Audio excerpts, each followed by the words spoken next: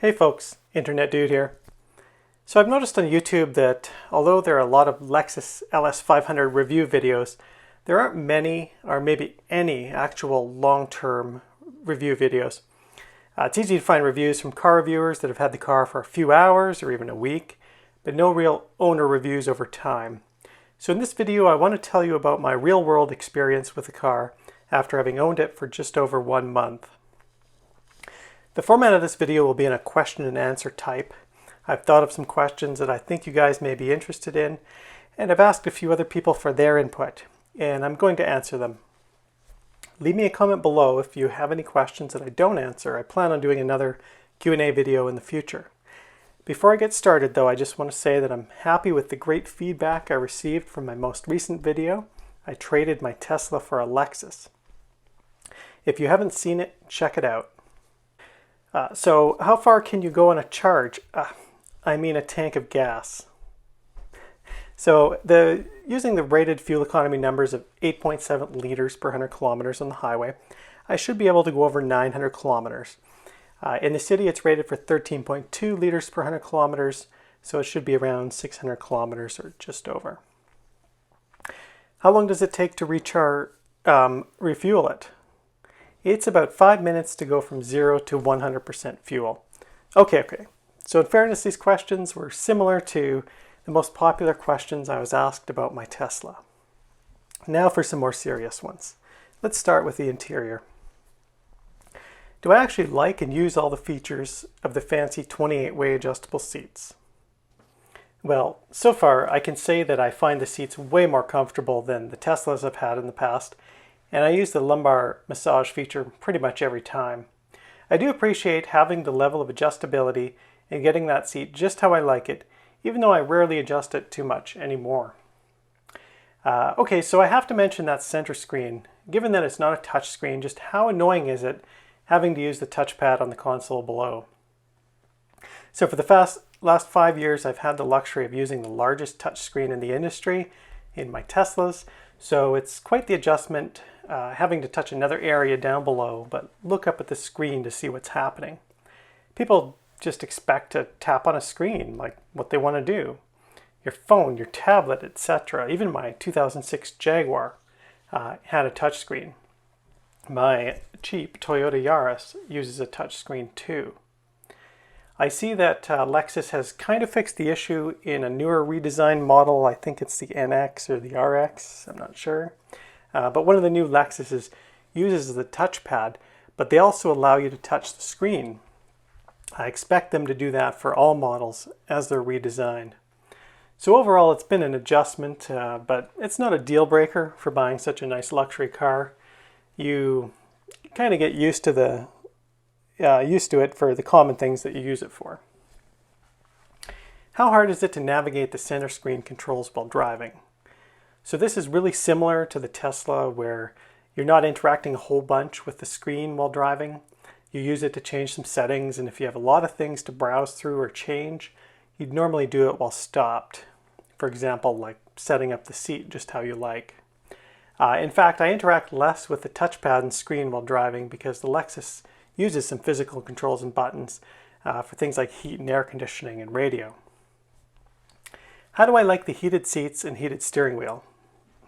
Well, we've had that weather recently here where it's below freezing at night and sometimes above freezing during the day, and so I find I do need to have the heated steering wheel and seat on at times. One thing I really like about the LS500 is that it has an automatic setting for both of those things. So the car turns the seat and steering wheel heater on if it's cold inside the car and off when it's warmed up. When I switch back to the Tesla, I usually just wind up leaving the heated steering wheel on all the time, since it takes a few taps to get in and turn it off. Next up, what do I think about the sound system? This car has a 23-speaker Mark Levinson audio system with speakers seemingly everywhere, even in 4 places in the headliner. I have to say that this sound system is the best sound system I've ever had in a vehicle.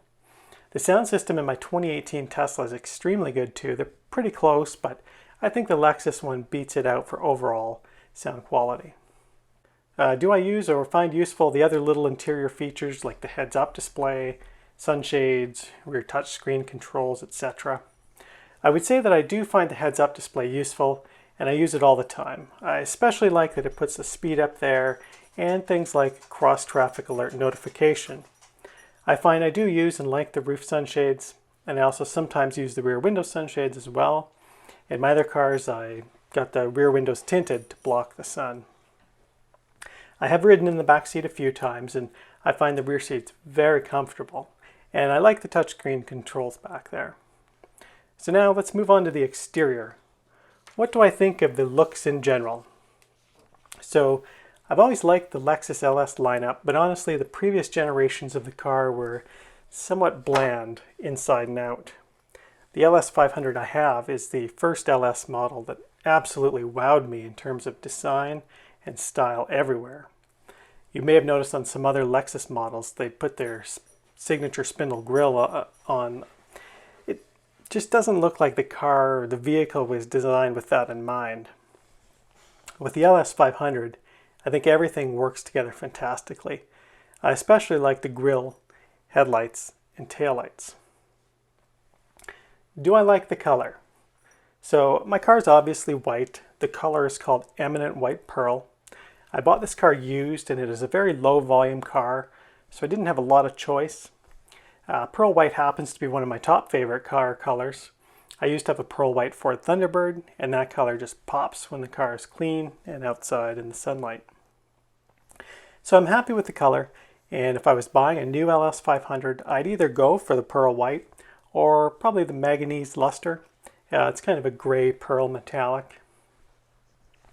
Next up, questions about the driving experience and general thoughts. What do I think of how it drives, especially compared to my Tesla that I traded in for it? If you've ever driven or ridden in a Tesla, then you'll know that they're most well known for the off-the-line crazy good acceleration due to the instantaneous electric torque. Well, Lexus are like every other gas car. They lack the off-the-line grunt that EVs have. With that said, this V6 has twin turbos and 416 horsepower, so it's no slouch when you get into it, but it does lack the pull off the line that I was used to.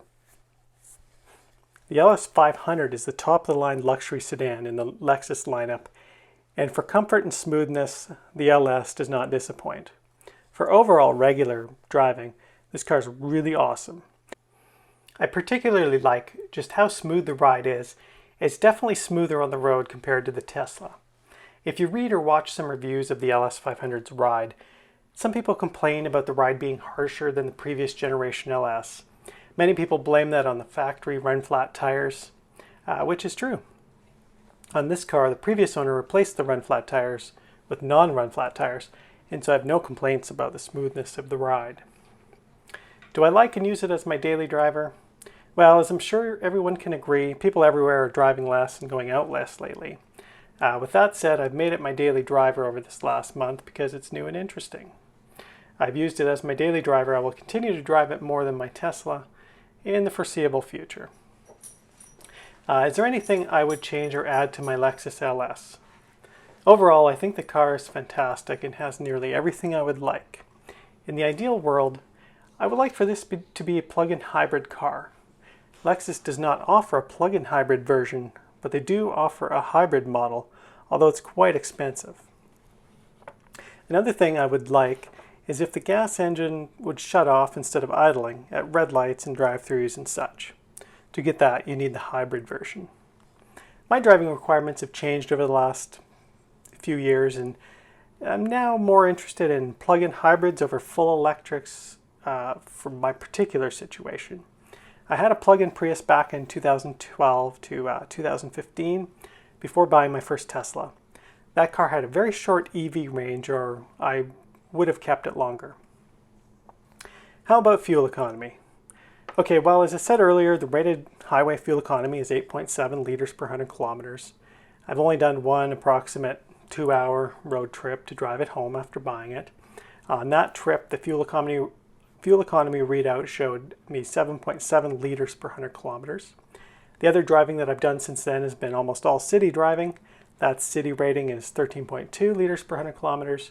So I filled up the car with gas twice, and the first fill up included some highway driving, netted me 11.9 liters per 100 kilometers, like actual. And the other fill-up was 13.5 liters per 100 kilometers. For that tank, though, it was probably 90% city driving.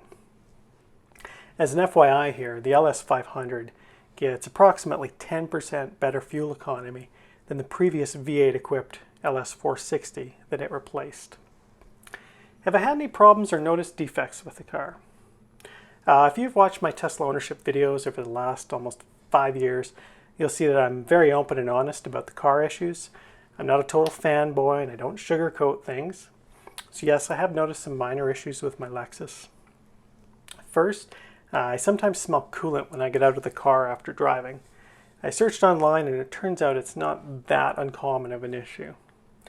Second, the car doesn't seem to be sitting level when I look at it from the rear. I believe the air suspension needs to be recalibrated. I measured the rear wheel well height and it seems to be out by about 6 millimeters side to side. And thirdly, if I press the brake pedal down too hard, it will make a squeak noise from the firewall area. If I brake lightly, or I guess kind of normally, it doesn't do that, but if I press firmly, it makes that slight squeak noise. What are the weird quirks of the car? I haven't noticed too many quirks with the car. However, the rear seat passengers get a touch screen to control almost everything, but the front seat doesn't.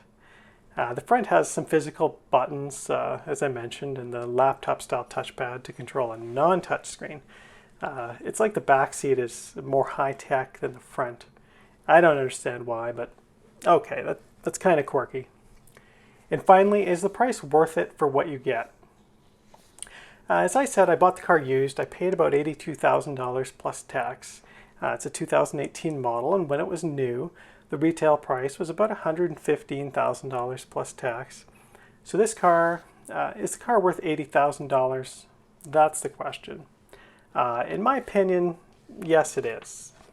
What I was looking for was a more reliable car with more luxury features, with better customer service and support compared to what I had with Tesla.